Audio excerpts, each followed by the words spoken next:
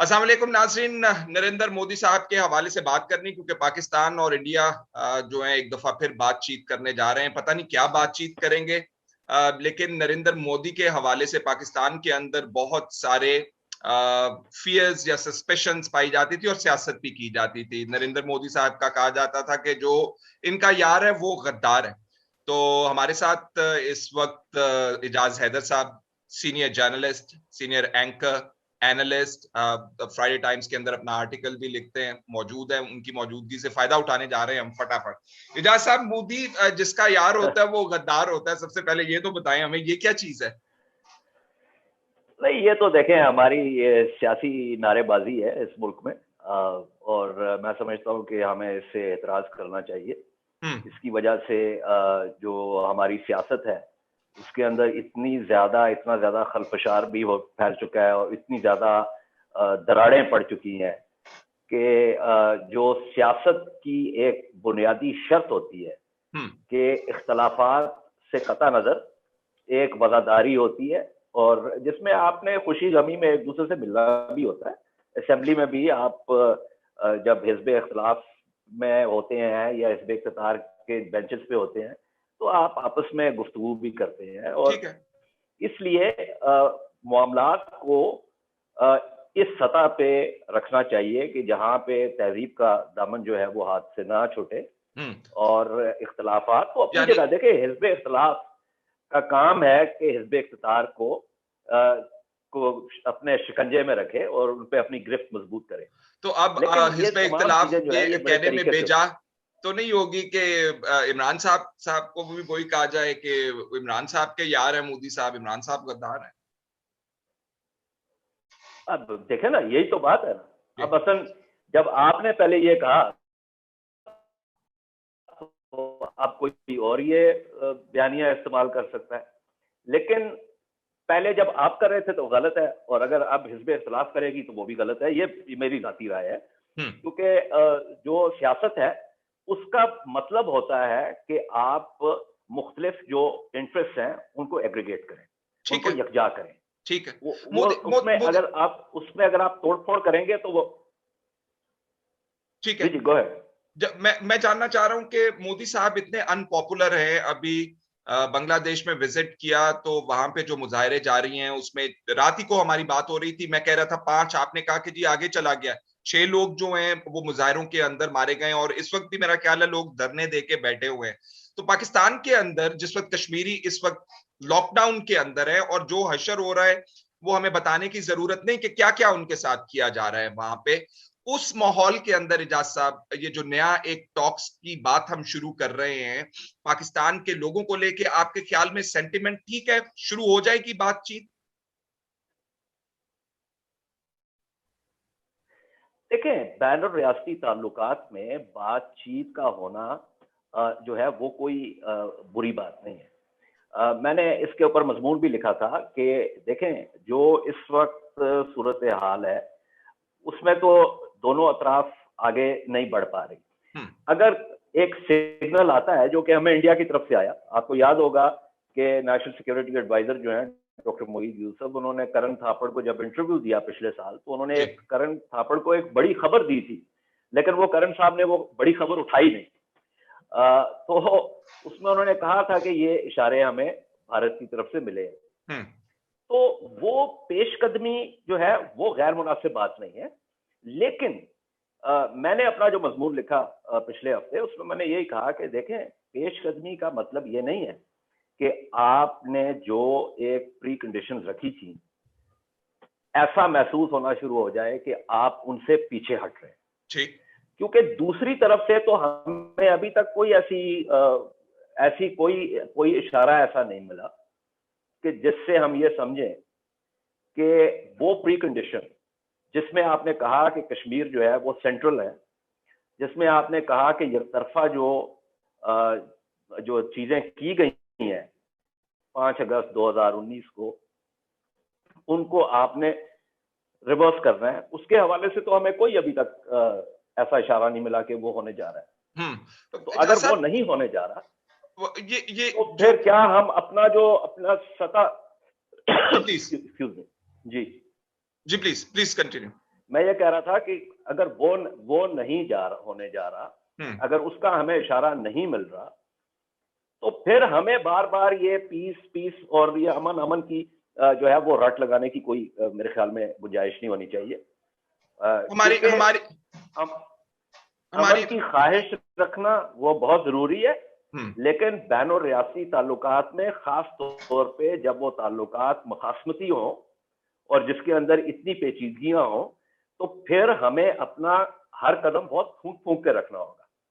एजाज साहब, आप क्या कहते हैं, इमरान खान साहब का दौर जो है इसमें इंडिया के साथ जो कि कश्मीर को अपना कॉन्स्टिट्यूशनली उन्होंने हिस्सा बना के पेश कर दिया है, लॉकडाउन कर दिया है, how will it be remembered Imran Khan साहब के दौर के अंदर, खास तौर पे इंडिया ने जो कश्मीर के साथ किया है और जो अभी तक हो रहा है वहां पे, क्या समझते हैं आप? अच्छे नामों से याद किया जाएगा या इमरान खान साहब को कहा जो आम जुबान के अंदर लोगों के मुंह से या ऑपोजिशन के मुंह से जी सौदा कर दिया कश्मीर का? देखिए, ये मेरे ख्याल में ये बात ये कहना मुनासिब नहीं होगा। कोई भी होता इस वक्त हुकूमत में, तो ये तो एक भारत का अमल था, भारत का एकतरफा अमल था, इसका किसी भी पाकिस्तान की हुकूमत के साथ कोई ताल्लुक नहीं है। और मैं ये समझता हूं कि ये जो एकतरफा अमल हुआ, उसके बाद जो हुकूमत इस वक्त है, इसकी बहुत सी खामियां हैं, उनके बारे में हम बहुत तनकीद भी करते रहते हैं, लेकिन खारजा खारजा उसके हवाले से इसकी परफॉर्मेंस जो है, इसकी कारकर्दगी वो खासी अच्छी रही है। ये इतनी कोई ऐसी बात नहीं हुई कि जिसके ऊपर हम बहुत ज्यादा तनकीद करें। जो डिप्लोमेटिक ऑफेंसिव जो है वो भी किया गया इंडिया के खिलाफ, उसका भी खासा असर हुआ है। उसके अंदर हमारी मदद जो है वो भारत ने भी की है, सीधी सी बात है। खुद ही मदद कर दी, चूंकि उनका एक हाँ हिंदुत्व का एजेंडा है ना, तो अब हमने तो नहीं कहा था कि आप सीएए ले आए, हमने तो किसानों को नहीं कहा कि आप जो है वो जाके करें। वो तो मोदी साहब की हुकूमत अपने फार्म पे ताल्लुक नहीं था। इसी तरह जो वहां पे इंटेलेक्चुअल्स के साथ हो रहा है, या कोई भी जो नकाद है उसके साथ, वो ख्वाह एक्टिविस्ट हो, ख्वाह वो एक्टर हो, ख्वाह वो कॉमेडियन हो, वो ख्वाह वो लिखारी हो, वो इतने बहुत सारे लोग जेलों में पड़े हुए हैं, तो वो हमने तो नहीं उनसे कहा था कि डालें। तो उस हवाले से भारत ने हमारी मदद भी की, हमारी जो डिप्लोमेसी थी, सिफारतकारी जो थी, उसकी खासी मदद भी की, क्योंकि दुनिया उठ के देखने लगी। अब देखें ना, फ्रीडम हाउस को हमने तो नहीं जाके कहा कि आपने इनको डाउनग्रेड करना है from free to partly free, हमने नहीं कहा। इसी तरह जो CNN की जो डॉक्यूमेंट्री आई है बॉन्डेड लेबर के ऊपर, तो वो हमने तो नहीं करवाई, शायद हुकूमत ने नहीं करवाई।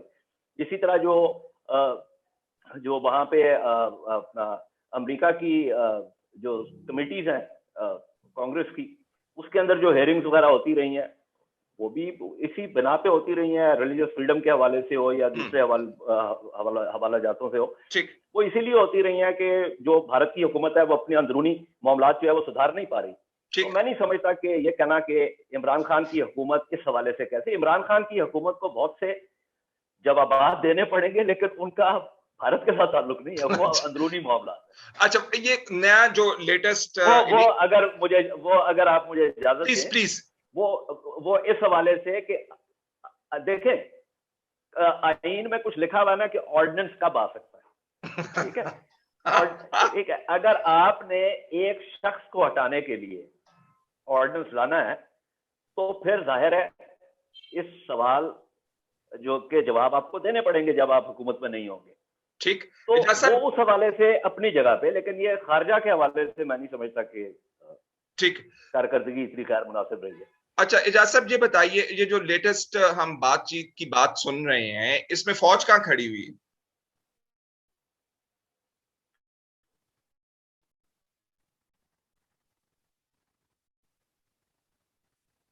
फौज कहाँ खड़ी हुई है, वो तो इस्लामाबाद सिक्योरिटी डायलॉग में जो आर्मी चीफ की तकरीर थी, और उसके बाद जो सवाल जवाब में उन्होंने जो बातें की हैं, उससे आपको बिल्कुल वाज़ेह हो जाना चाहिए कि फौज कहाँ खड़ी हुई है।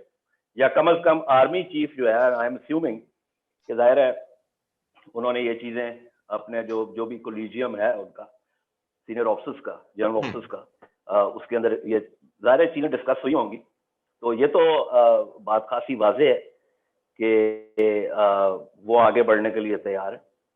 अभी क्या साइंस हैं हमारे पास कि कोई बाजाब्ता तौर पे बातचीत शुरू हो सकती है, और अगर बाजाब्ता तौर पे बातचीत शुरू होती है तो कुछ जैसे आप प्रीकंडीशंस की बात कर रहे थे, या कुछ ऐसे इकदामात जिनसे जो एतमाद का फुकदान है उसके अंदर बेहतरी आ सके, क्या हो सकता है एजाज साहब? दो सवाल हो गए।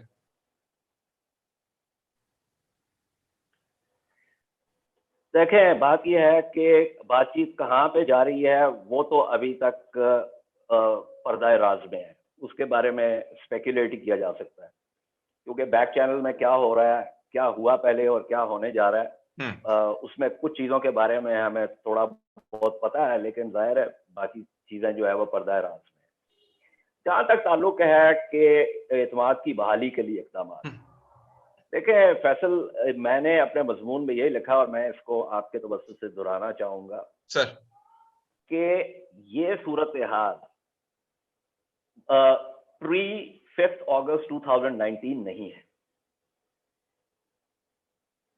5 अगस्त 2019 से पहले तक जो मामलात थे वो बिल्कुल और थे, और उसमें हमारे पास पुराना डायलॉग फ्रेमवर्क भी है। आप उसका नाम जो भी दे दें, उसको कॉम्पोजिट कह लें या उसको जो है इंटीग्रेटेड कह लें या जो मर्जी कह लें, उसके मुख्तलिफ जो है ना नॉमेनक्लेचर थे। तो अगर तो हालात वहां पे होते, 5 अगस्त 2019 ना हुआ होता, तो फिर तो मैं इस बात से इतफाक करता था कि एतमाद की बहाली के लिए मुख्तलिफ जो वो बास्केट थी या पिलर्स जो भी थे, उनमें आप आगे बढ़ सकते हैं। 5 अगस्त 2019 एक बहुत अहम तारीख है, और वो तारीख जो है उसको मद्देनजर रखते हुए और उस दिन जो कुछ हुआ उसको मद्देनजर रखते हुए ये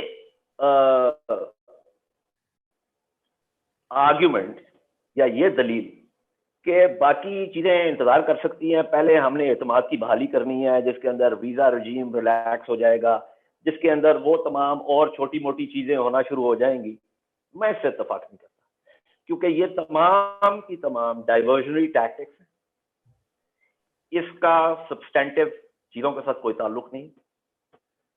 और अगर इंडिया ने अपना ये हमें बताना है और दुनिया को बताना है कि दे आर वेल मीनिंग, तो सबसे पहले उनको ये बात जो है एक्नॉलेज करनी पड़ेगी कि उनका 5 अगस्त 2019 का जो यूनिलैटरल, जो एकतरफा जो अमल था, वो अक़वाम मुत्तहिदा की करारदादों के भी खिलाफ था, और वो जो बायलैटरल अरेंजमेंट्स और एग्रीमेंट्स हैं इंडिया और पाकिस्तान के दरमियान, इंक्लूडिंग शिमला, लाहौर, उन सब की लेटर और स्पिरिट के भी खिलाफ था।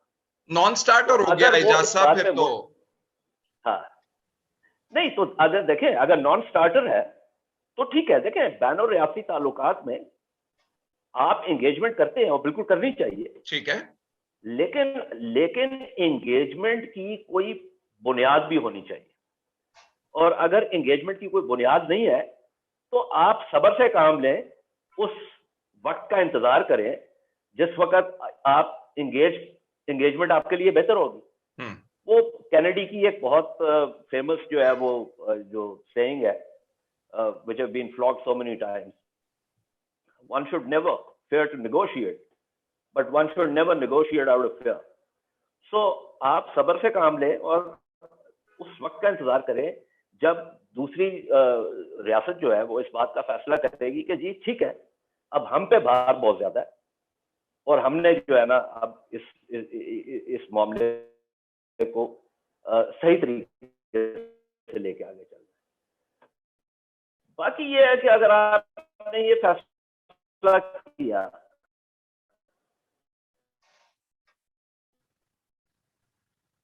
कि जी हमें अमन चाहिए, तो फिर जो आपने दर्जा हरारत जो है वो 1000 डिग्री पे पहुंचाया हुआ था, उसका क्या मकसद था? ठीक है कि वहां से आप उसको मनफी जो है वो उस पर ले आए हैं, या लाना चाहते हैं, आई एम अस्यूमिंग, तो मैं नहीं समझता कि वो पॉलिसी जो है वो दुरुस्त है। ठीक है इजाज साहब, इसी किस्म का पॉलिसी में तवाज़ुन होना चाहिए। ठीक है इजाज साहब, आखिरी सवाल है क्योंकि वक्त हमारे पास महदूद है। वो ये सवाल है कि ये जो ताज़ा तरीन सूरत हाल डेवलप हो रही है, आपने कहा है कि आप इसके ऊपर कंजेक्चर कर सकते हैं कि क्या सूरत हाल है, लेकिन अब मैं चाहूंगा कि थोड़ा सा बताइए कि ये पुश जो है या जो बातचीत है, जो बसे पर्दा है स्टार्ट होने की है, हुकूमती इसके अंदर इनिशिएटिव ज्यादा है या हमारे सिक्योरिटी इदारों की तरफ से भी इसके अंदर हिस्सा डाला गया है?